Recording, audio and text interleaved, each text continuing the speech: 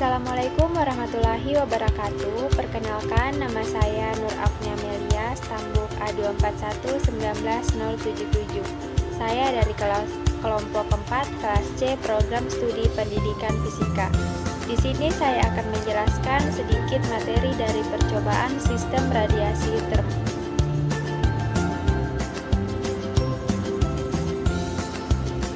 Radiasi adalah perpindahan energi yang terjadi melalui suatu medium perantara, bisa solid maupun liquid, bisa juga melalui medium ruang hampa.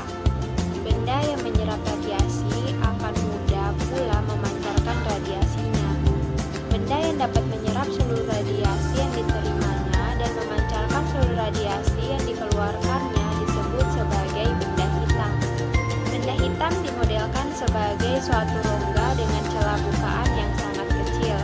Jika ada radiasi yang masuk ke dalam rongga melalui lubang, radiasi tersebut akan dipantulkan berulang-ulang oleh dinding dalam rongga hingga terserap atau terabsorpsi habis energinya.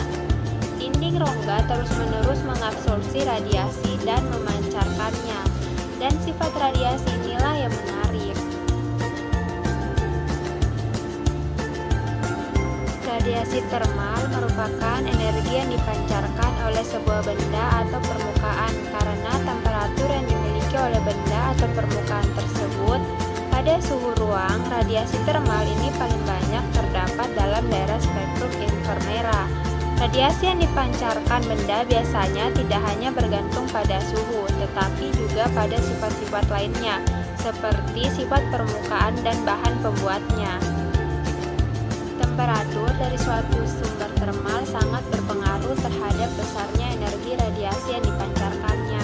Sebagaimana dengan hukum Stefan Boltzmann yang menyatakan bahwa radiasi termal setara dengan pangkat 4 sumber dari temperatur sumber termal, di mana semakin tinggi temperatur maka energi yang diradiasikan juga semakin besar.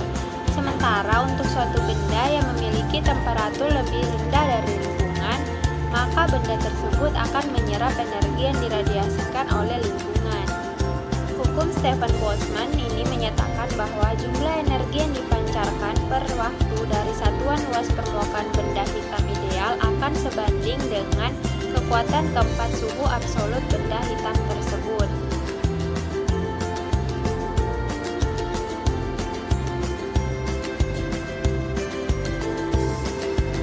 Adapun alat dan bahan yang digunakan pada percobaan ini, yang pertama ada termokouple.